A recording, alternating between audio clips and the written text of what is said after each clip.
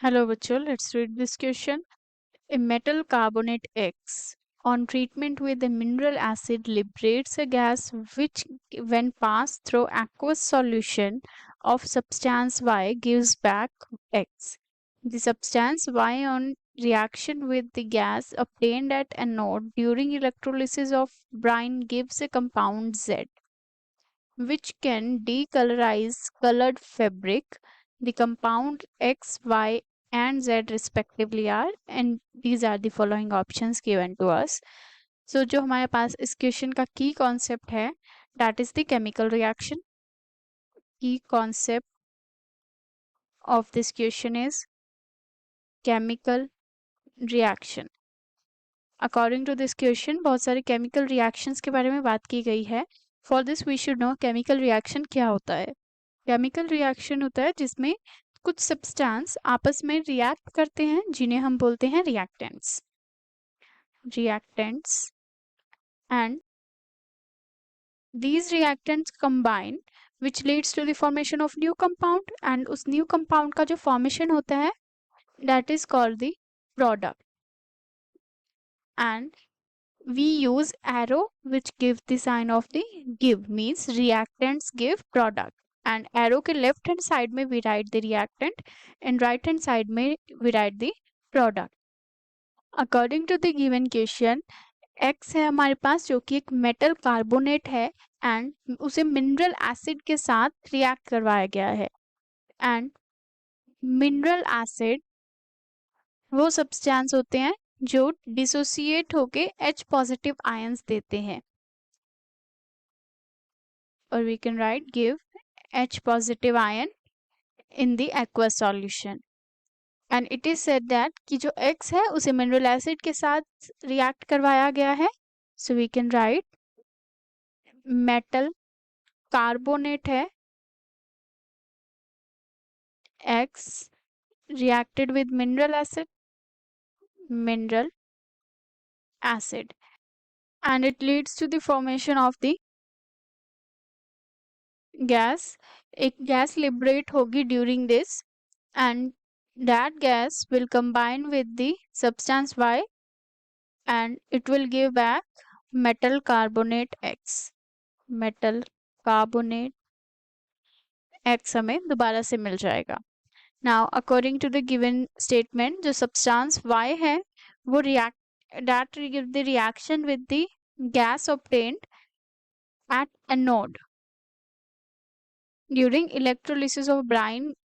जो हमारे पास brine होता है, basically brine is the solution of the NaCl का we can say aqueous solution को बोलते हैं brine, aqueous solution.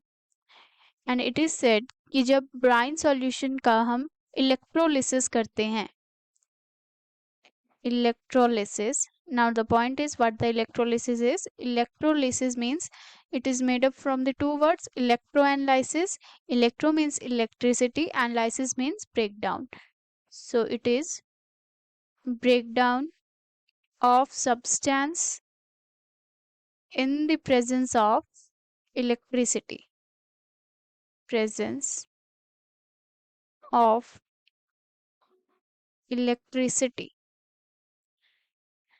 And according to the given statement, जब इलेक्ट्रोलिसिस ऑफ ब्राइन किया जाता है, इसमें जब हमारे पास एनोड पर जो रिएक्शन मिलता है उसमें जो गैस लिबरेट होती है, that gas is reacted with the Y. So here we can write Y plus anode gas, and that will give compound Z जो कि डीकलराइज करता है फैब्रिक्स को, decolourise the fabrics means that is helpful in decolorization of the fabrics. So according to the given question, this is the statement. Now we have to identify X, Y and Z. First of all let us see कि हमारे पास जब हम electrolysis करेंगे brine solution का तो हमारे पास क्या gas observe होगी. So basically we can consider कि हमारे पास ये beaker है and in this beaker we have the brine solution and यहाँ पे एक membrane लगा होगा. This is the membrane and for this we use electrodes. This is, let us say, anode है हमारे पास ये. Anode एक electrode होता है that is having positive charge. So ये positively charged anode है and cathode है जिसके पास negative charge होता है. This is having negative charge and ये battery से connected है. This is connected to the battery in this way. So जो हमारे पास NaCl है, NaCl का aqueous solution है इसमें and brine is the aqueous solution of the NaCl, साथ में water भी present होगा. तो जब हमारे पास NaCl breakdown होगा into the Na positive and Cl negative ion में, so जो हमारे पास negative ion होंगे Cl negative ions वो positively charged anode पर जाएंगे, oppositely charged ions attract करते हैं and जो Cl negative ion है we can write at anode Cl negative ion combine करेंगे and it will lead to the formation of the Cl2 gas, that is the chlorine gas का formation होगा and this reaction takes place at the anode. Now let us see कि cathode पर कौन सा reaction हो रहा है यहाँ पे. जो हमारे पास cathode है which is negatively charged electrode.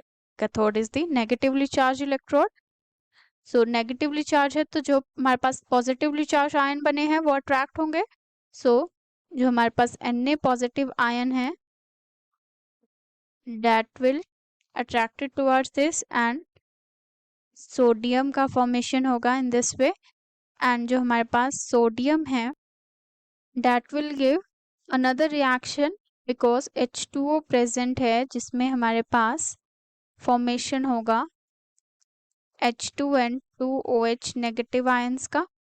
So this is the reaction or we can write जो Na positive ion है हमारे पास वो interact करेंगे OH negative ions के साथ and it will lead to the formation of the NaOH in this way. Or this reaction can be written as जो दो Na का formation हुआ that will react with the water and lead to the formation of the NaOH plus hydrogen gas. We can write in this way also.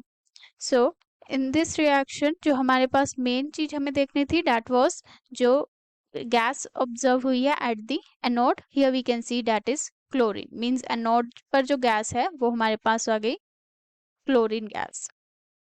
And according to the given options we can see जो हमारे पास x, y and z है that we have to find और it is given कि x जो है वो एक metal carbonate है. अगर हम ऑप्शंस में देखें तो ऑप्शंस में हमारे पास calcium carbonate, calcium hydroxide, calcium carbonate, calcium hydroxide given है.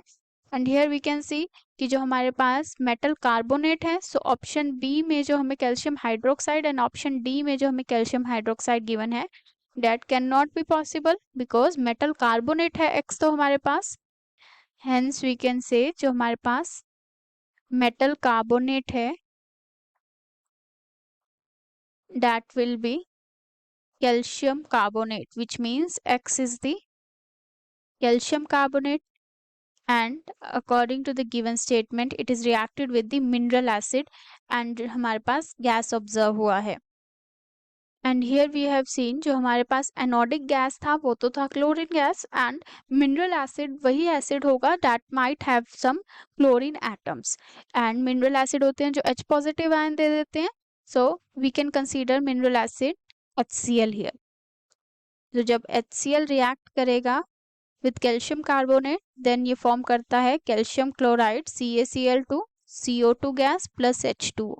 सो ये रिएक्शन टेक प्लेस होगा and it was observed according to the question कि ये गैस जो है रिलीज हुआ है तो वो गैस है हमारे पास carbon dioxide. Now according to the given question, जो कार्बन डाइऑक्साइड गैस है that is reacted with the Y and हमें जो कंपाउंड X है वो दोबारा से मिल जाएगा, मीन्स कैल्शियम कार्बोनेट हमें दोबारा से मिल जाता है. सो हमारे पास पॉसिबल कंपाउंड है for the Y that is might having some calcium, and जब हम कैल्शियम हाइड्रोक्साइड को कार्बन डाइऑक्साइड के साथ रिएक्ट करवाते हैं then it leads to the formation of calcium carbonate and water. So from here we can say जो हमारे पास Y है that is the calcium hydroxide. And according to the question, जब हम Y को मीन्स कैल्शियम हाइड्रोक्साइड कंपाउंड को react करवाएंगे anodic gas के साथ, वो थी हमारे पास chlorine gas, then it will lead to the formation of the compound Z, and this compound Z helps in the decolorization of the fabrics, and इसी को हम बोलते हैं bleaching agent or bleaching powder,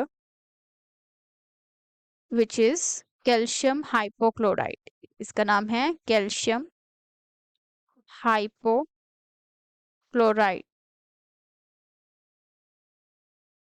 So by this we can say जो हमारे पास XYZ compound है, X is calcium carbonate that is CaCO3, Y is calcium hydroxide and Z is calcium hypochlorite.